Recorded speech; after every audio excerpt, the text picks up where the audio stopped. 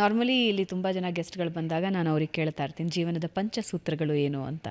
So IAS ಆಗಬೇಕು ಅನ್ನೋ ಆಸೆ ಇರೋ ಆಸ್ಪಿರೆಂಟ್ಸಿಗೆ ಪಂಚಸೂತ್ರಗಳೇನು?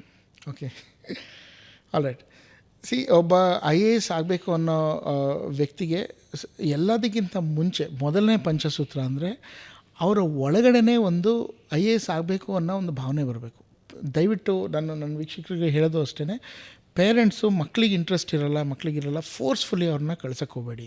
ಯಾಕಂದರೆ ಎಲ್ಲಿವರೆಗೂ ಅವರಿಗೇ ಆಗಬೇಕು ಅನ್ನೋ ಒಂದು ಮನ್ಸು ಬರುತ್ತೋ ಅಲ್ಲಿವರೆಗೂ ಅವ್ರು ಆಗೋಕ್ಕಾಗಲ್ಲ. ನೀವು ಎಷ್ಟೇ ಫೋರ್ಸ್ ಮಾಡಿ, ನೀವು 10 ಲಕ್ಷದ ಕಡೆ 20 ಲಕ್ಷ ಖರ್ಚು ಮಾಡಿ ಬೆಸ್ಟ್ IAS ಇನ್ಸ್ಟಿಟ್ಯೂಷನಿಗೆ ಕಳಿಸಿ ಅವ್ರ ಮೈಂಡಲ್ಲಿ ಅದು ಬರಲಿಲ್ಲ ಅಂತಂದರೆ ಅವ್ರು ಮಾಡೋಕ್ಕಾಗಲ್ಲ. ಫಸ್ಟ್ ಥಿಂಗ್ ಈಸ್ ಒಳಗಡೆ ಅವ್ರಿಗೆ ಆಗಬೇಕು ಅನ್ನೋ ಒಂದು ಛಲ ಬರಬೇಕು, ಒಂದು ಇಚ್ಛೆ ಬರಬೇಕು.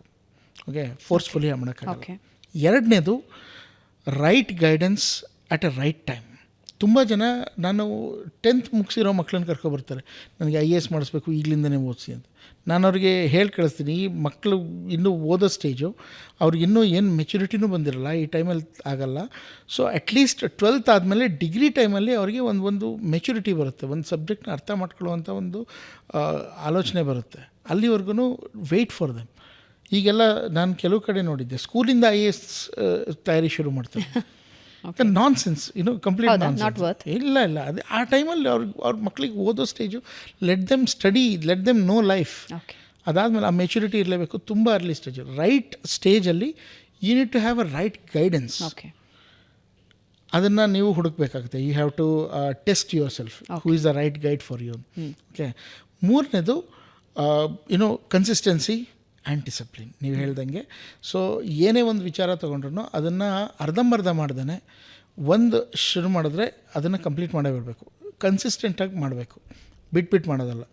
ಈಗ ಇವರು ನಮ್ಮ ವೇದವ್ಯಾಸರು ಮಹಾಭಾರತದಲ್ಲಿ ಹೇಳಿದ್ದಾರೆ, ಏನಾದ್ರು ಒಂದು ಕೆಲಸನ ನೀವು ಶುರು ಮಾಡಿದ್ರೆ ಆ ಕೆಲಸನ ಮುಗಿಸಿಲ್ಲ ಅಂದರೆ ಆ ಕೆಲಸ ನಿಮ್ಮನ್ನು ಮುಗಿಸ್ಬಿಡುತ್ತೆ ಅಂತ. ಜೋ ಕಾಮ್ ಶುರು ಕಿಯೇ ಉಸ್ಕೋ ಖತಮ್ ಕರೋ, ನೈತೋ ಓ ಕಾಮ್ ತುಮೇ ಖತಮ್ ಕರ್ ದೇಗಾ ಅಂತ ನಾನು ಓದಿದ್ದೆ. ಅದಕ್ಕೆ ಏನಾದ್ರು ಒಂದು ಕೆಲಸ ಮಾಡಿದ್ರೆ ಅದನ್ನು ಅರ್ಧಂಬರ್ಧ ಬಿಡಬೇಡಿ, complete and leave it.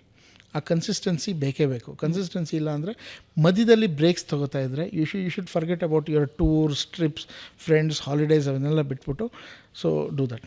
Okay, fourth important thing here is get away from your social life. ತುಂಬ ಜನ ಇದರಿಂದ ನಮ್ಮ ಮಕ್ಕಳು ಡಿವೇಟ್ ಆಗ್ತಿರೋದು ಬಿಕಾಸ್ ಆಫ್ ಸೋಷಿಯಲ್ ಮೀಡಿಯಾ.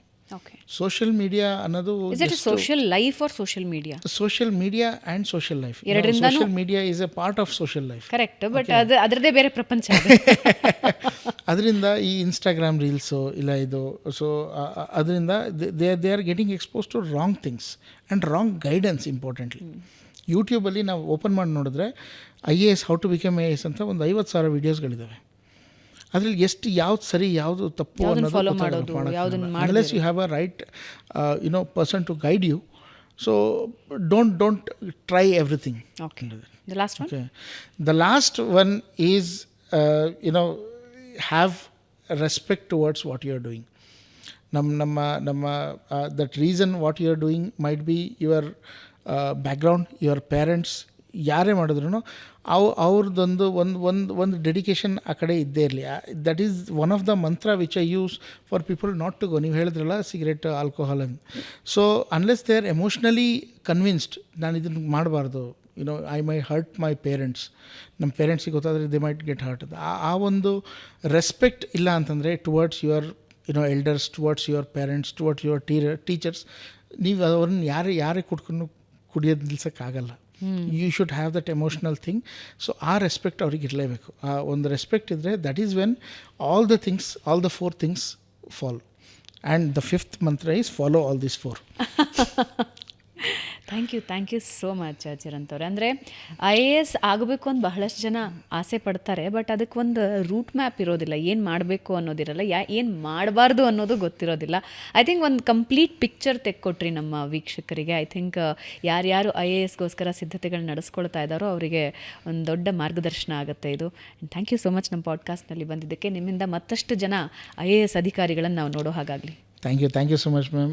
ಈ ಒಂದು ಆಪರ್ಚುನಿಟಿ ಕೊಟ್ಟಿದ್ದಕ್ಕೆ I really thank your channel. And ನನಗೆ ಭಾಳ ಖುಷಿ ಆಯಿತು, ಯಾಕಂದರೆ ನಾನು 15 ವರ್ಷದಿಂದ ಡೆಲ್ಲಿಲಿದ್ದು ಅಲ್ಲೇ ಆಲ್ಮೋಸ್ಟ್ ಭಾಳ ಬಂದೋಗ್ತಾ ಇದ್ದೆ. ಬಟ್ ನಮ್ಮೂರಿಗೆ ಬಂದು ನಮ್ಮೂರಿನ ಒಂದು ಚಾನಲಲ್ಲಿ ನಾನು ಕನ್ನಡದಲ್ಲಿ ಮಾತಾಡಿ ಕನ್ವಿನ್ಸ್ ಮಾಡೋದು ನನಗೆ it's exciting me a lot. So thank you so much ಈ ಪ್ಲ್ಯಾಟ್ಫಾರ್ಮ್ ಕೊಟ್ಟಿದ್ದಕ್ಕೆ. Thank you so much.